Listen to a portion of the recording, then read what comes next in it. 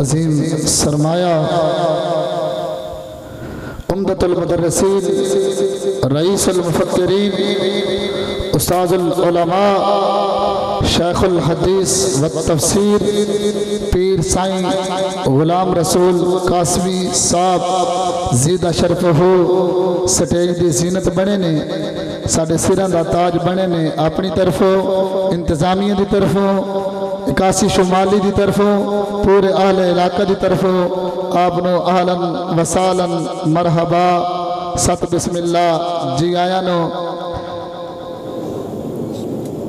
میری حاضری دا آخری کلام اور میں حضرت صاحب دے حوالے اعلیٰ حضرت تاجدار گولڑا رحمت اللہ تعالی علیہ آپ فرماندے نے فرقت دی رات لمیری یہ جھلی غم دی لال ہنیری یہ کی رحمت دے وچ دیری ہے جنہوں سمجھ آئیے پیار نال جھوم کے کہہ دے سبحان اللہ سارے دوست پنجابی بیٹھے ہو اگر میں اردو دا کلام پڑھ دے رہا ہو سکتا ہے تو انہیں سمجھ نہ ہی ہو جس سمجھ آوے پیار نال جھوم کے کہہ دے سبحان اللہ فرقت دی رات لمیری یہ جھلی غم دی لال ہنیری یہ کہ رحمت دے وچ دیری یہ جدی ازل تو شان اچیری یہ او دی دل نو تانگ اتویری یہ اج سک متران دی ودھیری یہ کیوں دلڑی اداس گنیری یہ اج نینا لائیاں کیوں جھڑیاں او دے ہتھ مہار زوانی یہ جد دو جگتے سلطانی یہ اتھ گم اکلے انسانی یہ مکھ چند بدر شاہ شانی یہ بت چمک دی لات نورانی یہ کالی ظلف تے اکھ مستانی یہ مخمور اکھاہن مدبریاں ان ہستی دا عنوان آکھا رب سچے دا قرآن آکھا ان ہستی دا عنوان آکھا رب سچے دی برہان آکھا ان اکھیاں دا قرآن آکھا اس صورت نو میں جانا کھا اس صورت نو میں جانا کھا جانان کے جان جہانا کھا سچ آکھت رب دی شانا کھا جس شان تو شانہ سب بڑیا او دے حسن دا پر تو شمس کمر او دے مت والے بو بکر عمر یا راج رکھے سلحد اندر یا صورت ریشل پیش نظر تا وقت نزات روز حشر وچ قبر دے پل تھی ہوسی گزر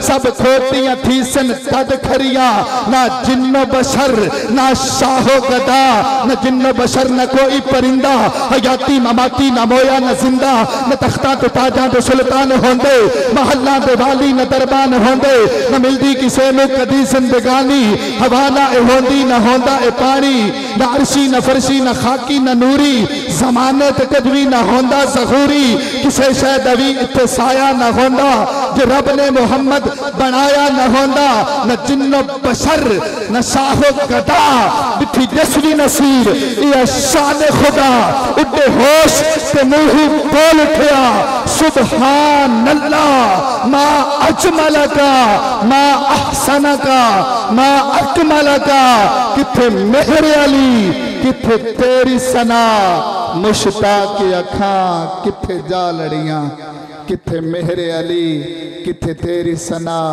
مشتاق اکھاں کتھے جا لڑیاں بلا تاخیر ہزار ادب دنال عمدۃ المدرسین پیر طریقت رہبر شریعت شیخ الحدیث والتفسیر حضرت علامہ مولانا پیر سائیں غلام رسول قاسمی صاحب آپ نو عرض کرانگا اپنے نورانی خطاب دنال ساڑھے سینہ نو منور فرمان نعرہ تکبیر نعرہ رسالت نعرہ تحقیق نعرہ حیدری سیدی مرشدی عظمت قرآن نعرہ غوثیہ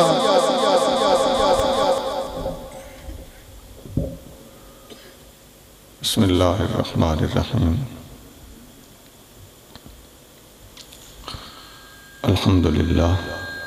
الحمدللہ نحمده ونستعینه ونستغفره ونؤمن به ونتوکل علیہ ونعوذ باللہ من شرور انفسنا ومن سیئات اعمالنا من يهده اللہ فلا مضل له ومن يضلله فلا هادي له ونشهد أن لا إله إلا الله وحده لا شريك له ونشهد أن سيدنا ومولانا محمدا عبده ورسوله أما بعد فأعوذ بالله من الشيطان الرجيم بسم الله الرحمن الرحيم هو الذي بعث في الأميين رسولا منهم يتلو عليهم آياته ويزكيهم ويعلمهم الكتاب والحكمة صدق الله مولانا العظيم إن الله وملائكته يصلون على النبي يا أيها الذين آمنوا صلوا عليه وسلموا تسليما درود پاک پڑھیں اللہم صلی علی سیدنا و مولانا محمد وعلی آل سیدنا و مولانا محمد وبارک وسلم الصلاة والسلام علیکہ یا سیدی یا رسول اللہ وعلی آلک و اصحابک یا سیدی یا حبیب اللہ واجب الاحترام معزز مکرم اسٹیج پر تشریف فرما علماء کرام بزرگوں بھائیوں عزیزوں اللہ کریم جل شانہ مجھے اور آپ کو حضور محبوب نبی کریم رؤوف الرحیم صلی اللہ علیہ وآلہ وسلم کی سچی غلامی محبت اور اتباع کی توفیق عطا فرمائے اور سب کا خاتمہ ایمان پر ہو۔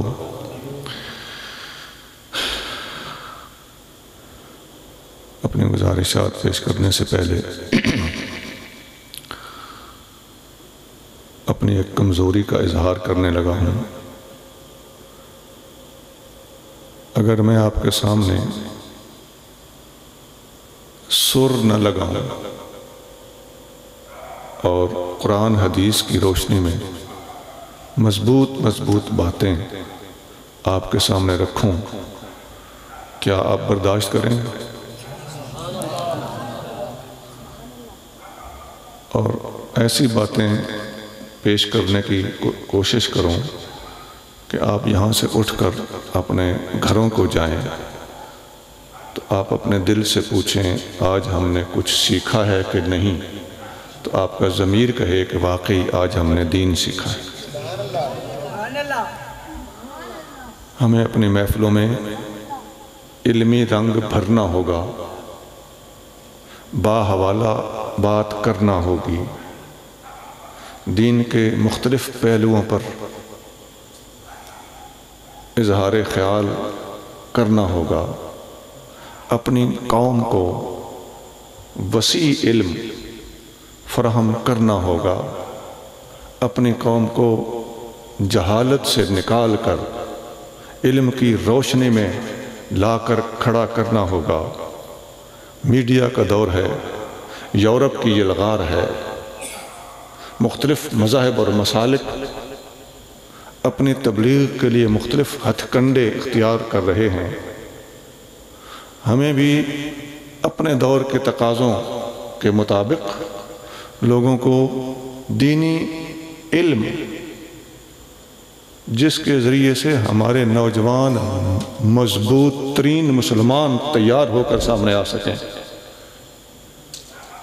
اس کی طرف دعوت دینا ہوگی۔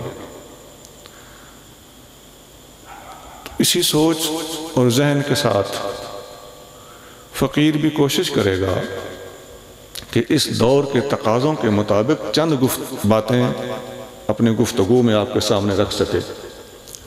یہ چونکہ ایک مدرسے کا افتتاح ہو رہا ہے تو اپنے موضوع کے مطابق ہماری آج کی اس میٹنگ، اس محفل، اس جلسے کا تعلق ہمارے اس مدرسے کے افتتاح کے ساتھ کیا ہے، ہم نے اس پر گفتگو کرنی ہے تاکہ ہمارے یہاں حاضر ہونے کا حق ادا ہو سکے۔ سب سے پہلی اور بنیادی چیز عرض کر دوں، بہت حدیثیں اس موضوع پر موجود ہیں۔ نبی کریم صلی اللہ علیہ وسلم نے اپنی امت کو علم سیکھنے کا سبب سب سے پہلے سکھایا ہے۔ تم نے علم سیکھنا کیوں ہے؟ ہر بندہ جانتا ہے انما الاعمال بالنیات، عملوں کا دار و مدار نیتوں پر ہے۔ بھائی اگر ہم نے مدرسہ کھولا ہے کہ کاروبار چلے گا، میرے بچے بھی رج کھائیں گے، تو اس سے بہتر ہے ہوٹل کھول لیا جائے اور خون پسینے کی کمائی سے اپنے بچوں کا پیٹ پا لیا جائے، اللہ کے دین کو دھوکہ نہ دیا جائے۔ میں یہاں کی بات نہیں کر رہا، یہاں سے مجھے بڑی امید ہے، میں ایک میٹنگ میں بیٹھا ہوا تھا، یہ بچے یہاں کے اس میٹنگ میں تھے، اس مدرسے کے محتمم جو بن رہے ہیں، ان سے میری بات ہوئی، ان کے ارادے، عزم، ذہن، سوچ میں نے مثبت پائی ہے،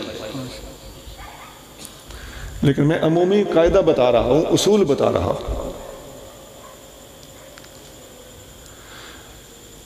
بعض اوقات علم پڑھنے کا سبب یہ بات بھی ہو سکتی ہے کہ لوگ عزت کریں گے، سلام کریں گے، علامہ صاحب کہیں گے۔ نبی کریم صلی اللہ علیہ وآلہ وسلم نے فرمایا قیامت کے دن ایک بندے کو بلایا جائے گا، اللہ کریم پوچھے گا تم نے دنیا میں کیا کام کیا، کون سی اچھائی کی؟ وہ بندہ عرض کرے گا باری تعالیٰ میں نے علم سیکھا اور لوگوں کو سکھایا۔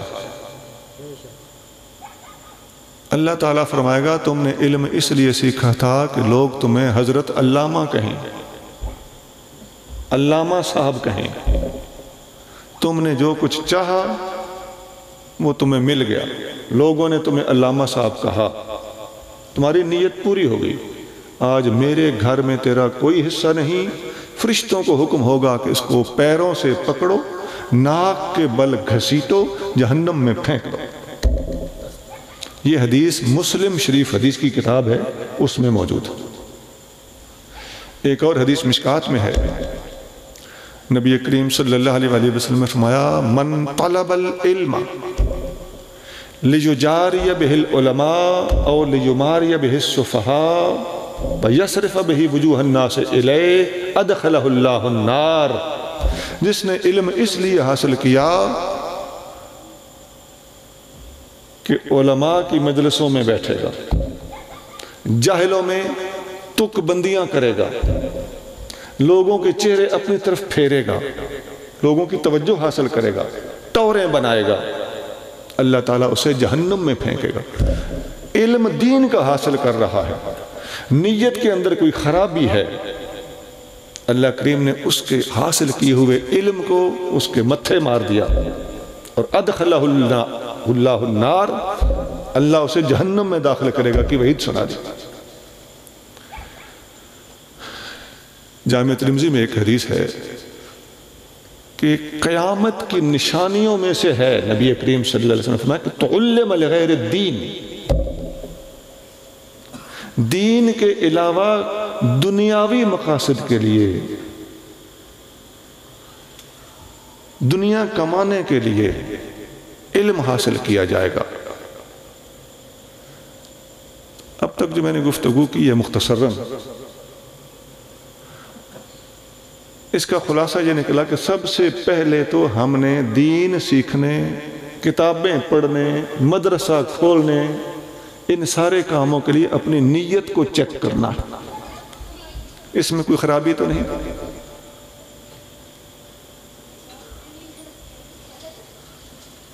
دوسرے نمبر پر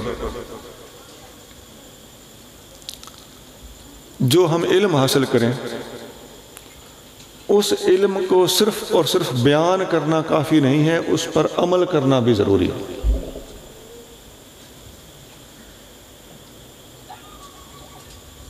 علم پھر بھی کتابوں میں موجود ہے، علماء کے سینوں میں موجود ہے، سوال جواب کی شکل میں بھی حاصل ہو جاتا ہے، لیکن داتا صاحب اپنی کتاب کشف المعجوب میں فرماتے ہیں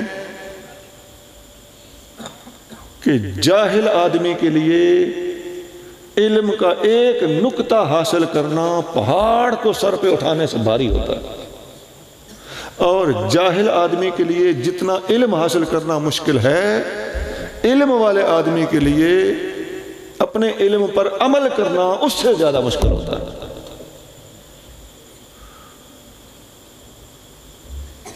حضرت موسیٰ علیہ السلام اور خضر علیہ السلام کی جب ملاقات ہوئی تو حضرت موسیٰ علیہ السلام نے حضرت خضر علیہ السلام سے پوچھا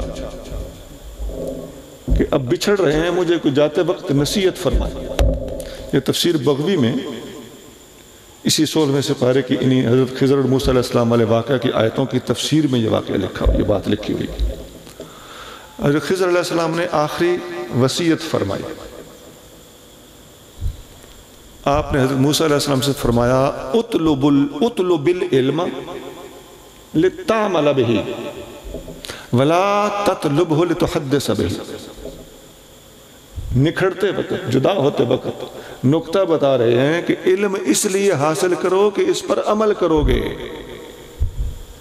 باتیں کرنے اور تقریریں کرنے کے لیے علم حاصل نہ کرنا کہ صرف اور صرف اتنا ہی کام ہوگا تو میرا کام چل جائے گا۔ تقریر کرنا، مسئلہ بتانا ضروری ہے، لیکن اگر عمل کا عنصر اس کے اندر داخل نہیں ہے تو فرمایا یہ نیت خراب ہے۔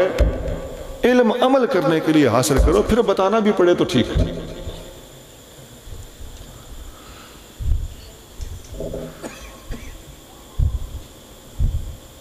قرآن شریف میں آتا ہے لِمَ تَقُولُونَ مَا لَا تَفْعَلُونَ، وہ بات زبانی کیوں کرتے ہو جو تمہارے اپنے عمل میں نہیں ہے۔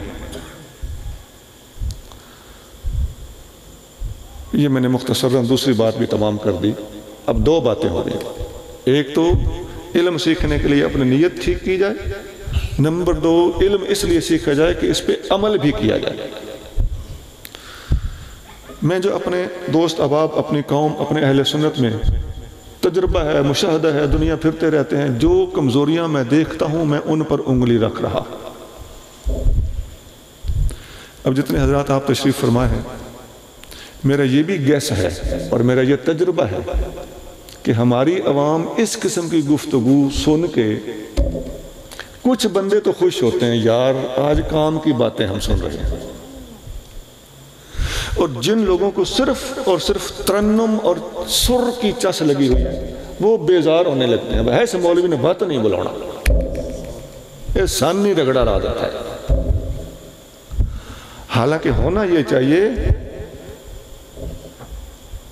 کہ ہم نصیحت کو پسند کریں، اور پسند بھی کرنے کے ساتھ ساتھ قبول بھی کریں۔ حضرت فاروق اعظم رضی اللہ تعالیٰ عنہ فرماتے ہیں اللہ بھلا کرے اس بندے کا جو میرے نقص مجھے بتائے۔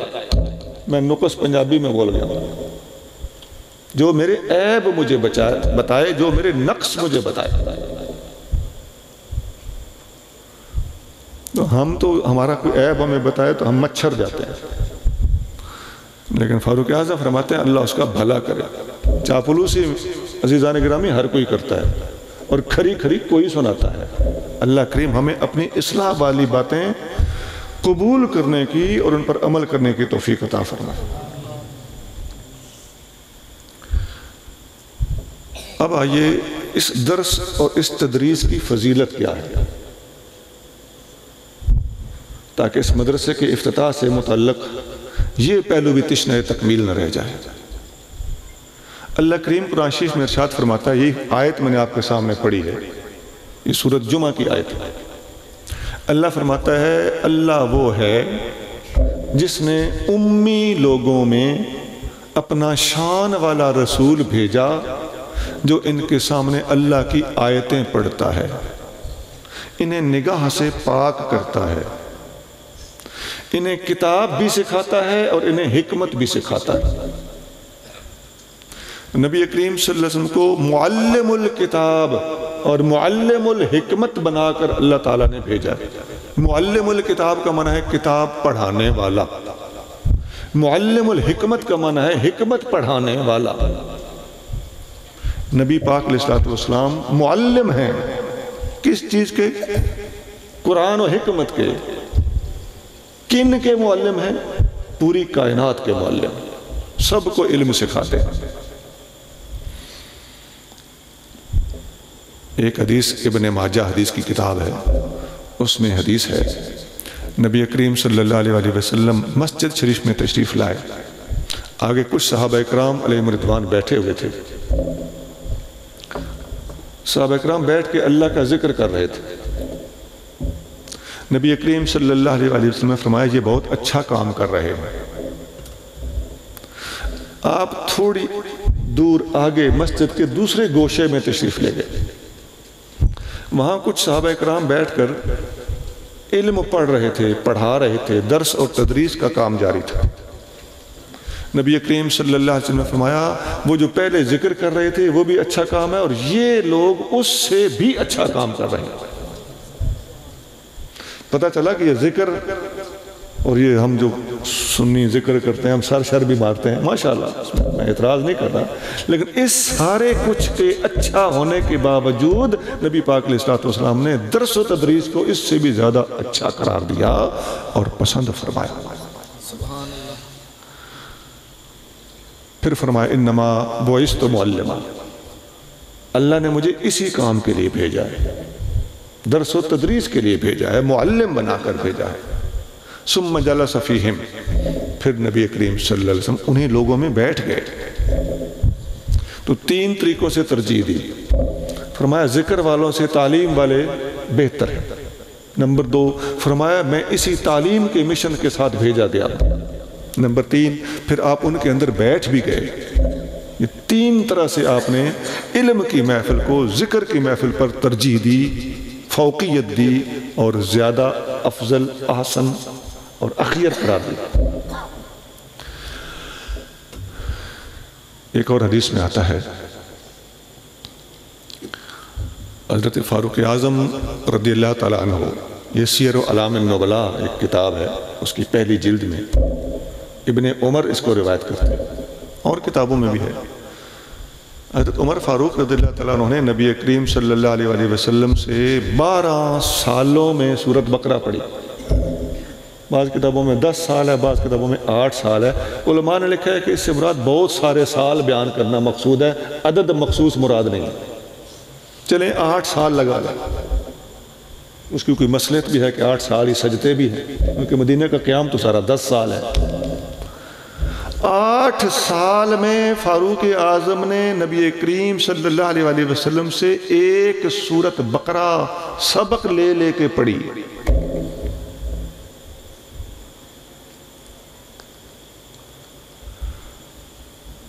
اب اندازہ لگائیں نا، پڑھانے والے نبی کریم صلی اللہ علیہ وسلم ہوں، پڑھنے والے فاروق اعظم جیسے ذہین شاگرد ہوں، پڑھائی جائے صرف ایک سورۃ بقرہ تقریباً 2.5 سپارے اور لگ جائے 8 سال، اندازہ لگا لیں کہ نبی کریم صلی اللہ علیہ وسلم نے فاروق اعظم کے سینے میں کیا کچھ اتار دیا ہوگا۔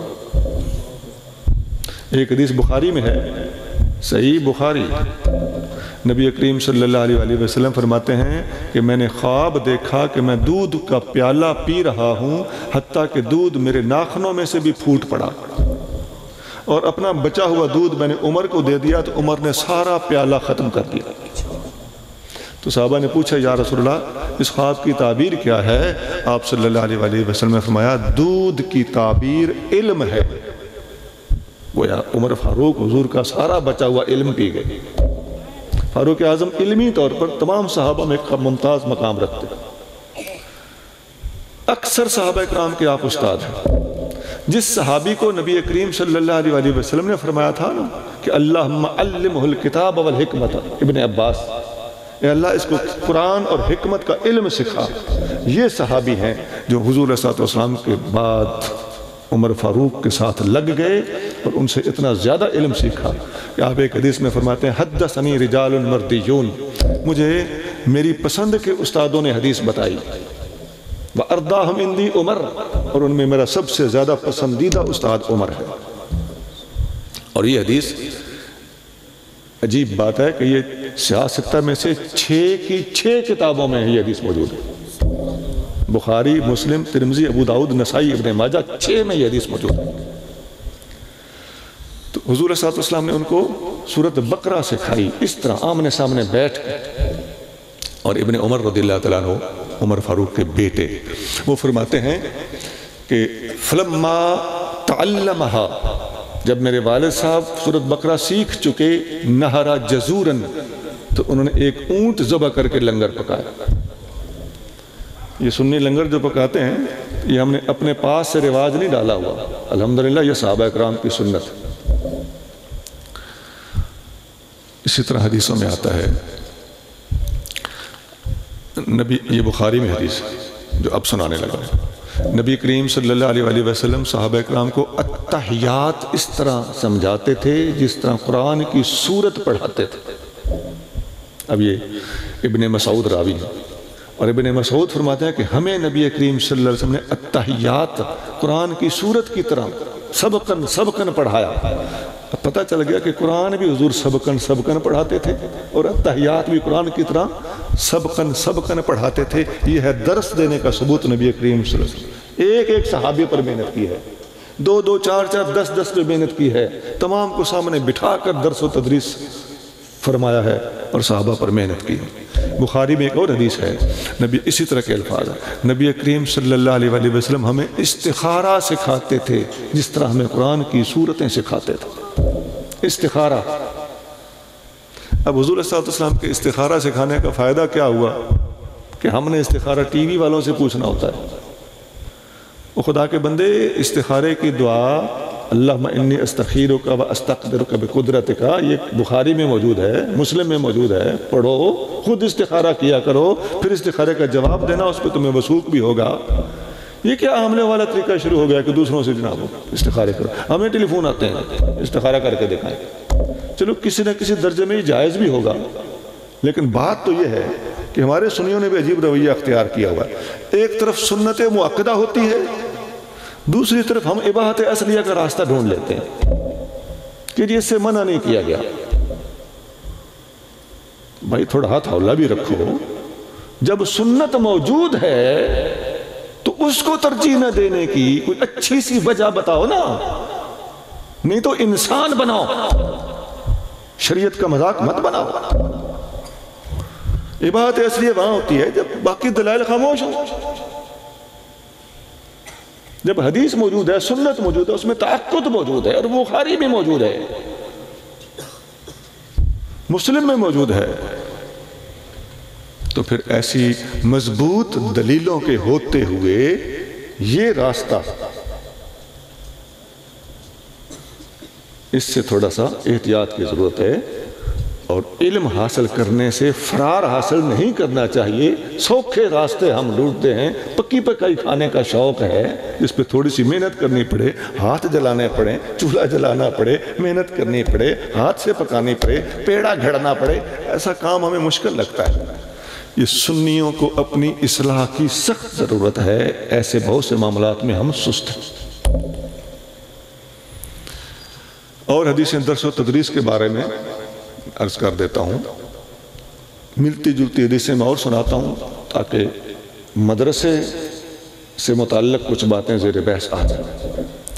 نبی کریم رؤوف الرحیم صلی اللہ علیہ وسلم نے ایک مرتبہ حضرت عبداللہ بن مسعود رضی اللہ تعالیٰ عنہ سے فرمایا، یہ حدیث بخاری اور مسلم ہے، فرمایا اقرأ، قرآن پڑھ۔ اب کیسی دلچسپ بات ہے، یہی وہ آیت ہے جو قرآن میں جبریل امین نبی کریم صلی اللہ علیہ وسلم پر لائے تو عرض کیا اقرأ، محبوب پڑھیے۔ اور اب بخاری مسلم میں آقا کا فرمان ہے کہ ابن مسعود کو آپ فرما رہے ہیں اقرأ، قرآن پڑھ۔ ابن مسعود نے عرض کیا اقرأ علیک انزل، یا رسول اللہ میں پڑھوں جب نازل آپ پر ہوا ہے؟ ادب کی وجہ سے عرض کیا کہ آپ کے سامنے قرآن پڑھتے ہوئے ادب لاحق ہے۔ حضور نے فرمایا اريد ان اسمع من غیری، میں چاہتا ہوں کہ کوئی دوسرا پڑھے اور میں سنوں۔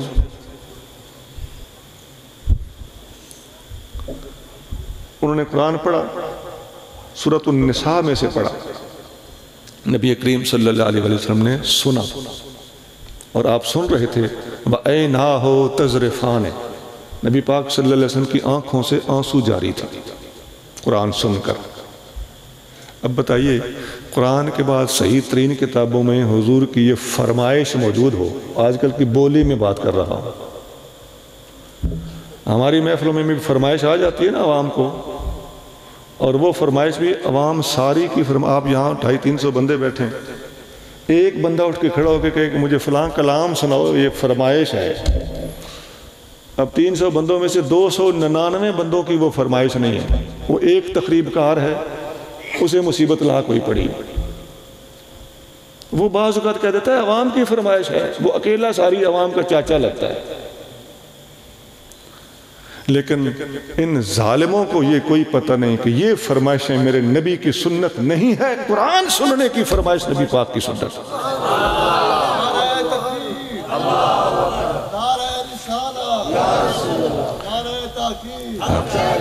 انہوں نے کمائی والی فرمائشیں کرنی ہوتی ہیں۔ قرآن سے ہماری دوری ہمارے زوال کا سبب ہے۔ حدیثوں میں آتا ہے کوئی قومیں ہوں گی قرآن بڑا پڑھیں گی، وہ دو قسم کے لوگوں کے بارے میں ہے، سجوں کے بارے میں بھی ہے، کھبوں کے بارے میں بھی ہے، دونوں جو ایک دوسرے کی ضد ہیں، دونوں کے بارے میں حدیث ہے۔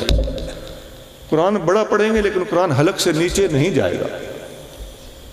تو اب علاج تو یہ ہے نا کہ قرآن کو اللہ اور اللہ کے محبوب کی محبت میں ڈوب کر پڑھو تاکہ تمہارا حلق ٹھیک ہو جائے۔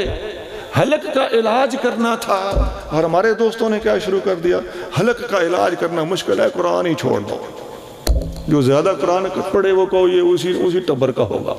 اور بھائی قرآن پڑھنا ہے، زیادہ سے زیادہ پڑھنا ہے، اس کا حکم ہے اور اس کی ترغیب ہے، اس کے بڑے فضائل بیان ہوئے ہیں۔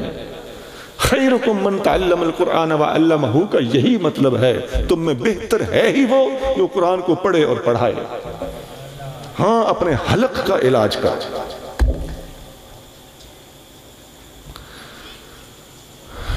ایک اور حدیث، اسی حدیث کو میں آگے ذرا پہنچا دوں۔ جب ابن مسعود نے قرآن سنایا، نبی کریم صلی اللہ علیہ وسلم نے فرمایا جو کچھ مجھے سنایا ہے اس کی تفسیر کرو۔ یہ حدیث بخاری میں تو مکمل ہوگی، یہ اگلی زیادت مستدرک حاکم ہے۔ فرمایا اس کی تفسیر کرو۔ انہوں نے اس کی تفسیر کی۔ نبی کریم صلی اللہ علیہ وسلم نے فرمایا عبداللہ بن مسعود میری امت کو قرآن کا جو معنی بتائے، جو تفسیر بتائے، میں محمد اس پر راضی ہوں۔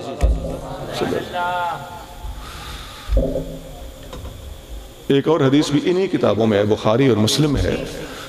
حضرت ابی بن کعب رضی اللہ تعالیٰ عنہ سے نبی کریم صلی اللہ علیہ وسلم نے فرمایا میں قرآن پڑھتا ہوں تم سننا۔ اب پہلی حدیث میں تھا نا کہ ابن مسعود سے فرمایا تم پڑھو اور میں سنوں، یہاں فرمایا میں پڑھوں گا تم سنو۔ انہوں نے بھی حیا کا اظہار کیا، ادب کا اظہار کیا، حضور آپ پڑھیں گے میں سنوں گا، میری یہ مجال۔ حضور صلی اللہ علیہ وسلم نے فرمایا مجھے اللہ نے حکم دیا ہے کہ میں تمہیں قرآن سناؤں۔ حضور اللہ نے میرا نام لیا ہے؟ فرمایا ہاں، قد سماکا، اللہ نے تیرا نام لیا ہے۔ تو رو پڑے، میرا نام اللہ لے بڑی بات ہے۔ پھر خوش ہو کے عرض کرتے ہیں حضور آپ پڑھیے، خادم سننے کو تیار ہے۔ نبی پاک علیہ السلام نے لم یکن الذین کفروا من اہل الکتاب 30واں سے پارہ ہے، یہاں سے پڑھا، آقا نے پڑھا، ابی بن کعب رضی اللہ تعالیٰ عنہ نے اس کو حضور سے سنا۔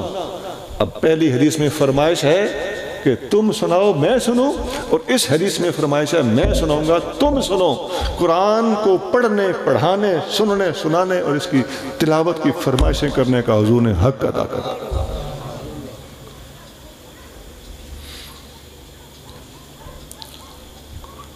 اس موضوع پر بڑی حدیثیں ہیں۔ صحابہ اکرام کی عادت تھی، امام اہل سنت نے اپنے کسی خاص حوالے سے فتاوی رضویہ کی 23ویں جلد میں ایک حدیث نقل کی ہے کہ صحابہ اکرام جب بھی مل کر بیٹھتے تھے تو اٹھنے سے پہلے ایک صحابی قرآن پڑھتا، دوسرے سارے سر جھکا کے اس کو سنتے، تب محفل برخاست ہوتی تھی۔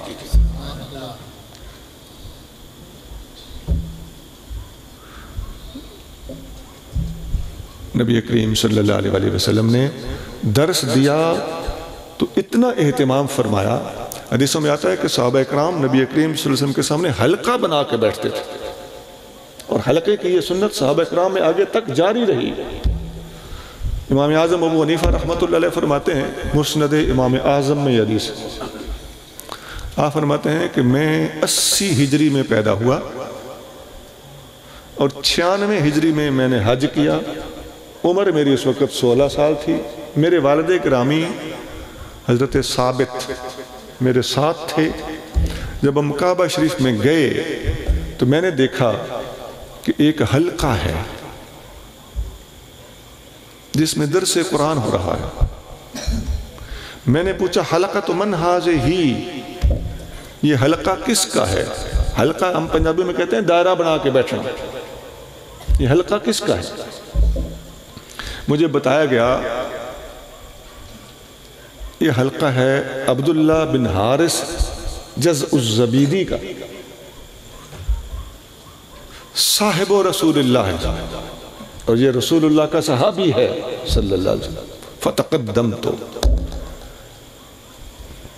میرے شوق نے تاخیر کی اجازت نہیں دی، فتقدمت، میں فوراً سامنے ہوا، آگے بڑھا۔ جب میں آگے گیا تو وہ فرما رہے تھے سمیت رسول اللہ صلی اللہ علیہ وسلم، میں نے رسول اللہ صلی اللہ علیہ وسلم کو فرماتے ہوئے سنا ہے، من تفقہ فی دین اللہ کفاہ اللہ مہمہ ورزقہ من حیث لا یحتسب، جو بندہ دین کی سمجھ حاصل کرے گا، دین کا علم حاصل کرے گا، اللہ تعالیٰ اس کی تمام مشکلات کو حل کر دے گا اور رزق اسے وہاں سے دے گا جہاں سے وہ سوچ بھی نہیں سکتا۔ یہ مسند امام اعظم صفحہ نمبر 20 ہے، آج کل چھپی درسوں میں پڑھائی جاتی ہے۔ تو حلقہ بنا کے بیٹھا کرتے تھے۔ حضرت ابن عباس رضی اللہ تعالیٰ عنہ فرماتے ہیں، مصنف عبد الرزاق میں آپ کا قول ہے، آپ فرماتے ہیں تدارس العلم ساعتا من اللیل خیر من احیائها، رات کی کچھ گھڑیاں علم پڑھنا اور پڑھانا ساری رات جاگنے سے بہتر ہے۔ آقا کریم صلی اللہ علیہ وسلم نے درس دیتے وقت اتنا بھی اہتمام کیا ہے کہ آپ نے، آج کل تو بلیک بورڈ کا زمانہ ہے نا، زمین تختہ سیاہ بنی ہوئی ہے اور حضور کی انگلی قلم بنی ہوئی ہے، اور یہ حدیث مشکات میں مسند احمد کے حوالے سے موجود ہے، خط لنا رسول اللہ صلی اللہ علیہ وسلم خطا، نبی کریم صلی اللہ علیہ وسلم نے ہمارے سامنے زمین پر لکیر کھینچی، بڑی لکیر تھی، فرمایا ھذا سبیل اللہ، یہ اللہ کا راستہ ہے۔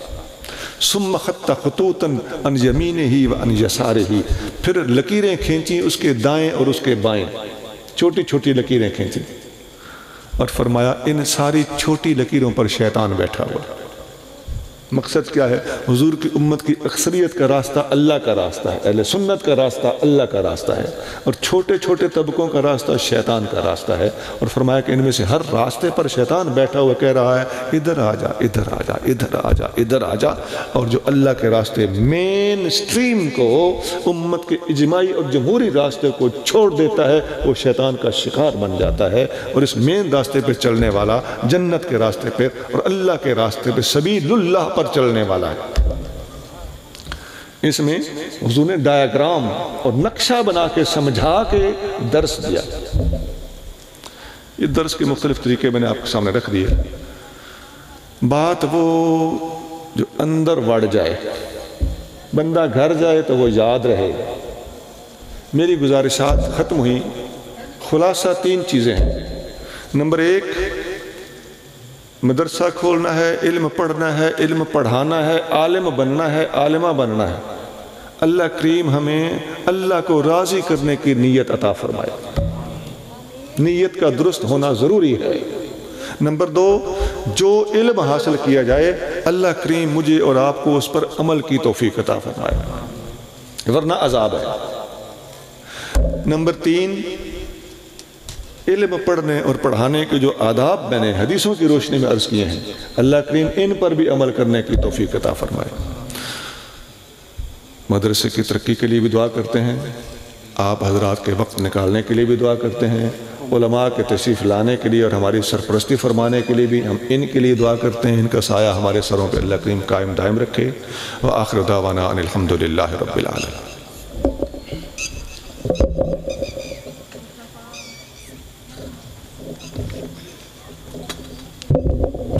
مصطفیٰ جان رحمت پہ لاکھوں سلام، شمع بزم ہدایت پہ لاکھوں سلام شمع بزم ہدایت پہ لاکھوں سلام آسیوں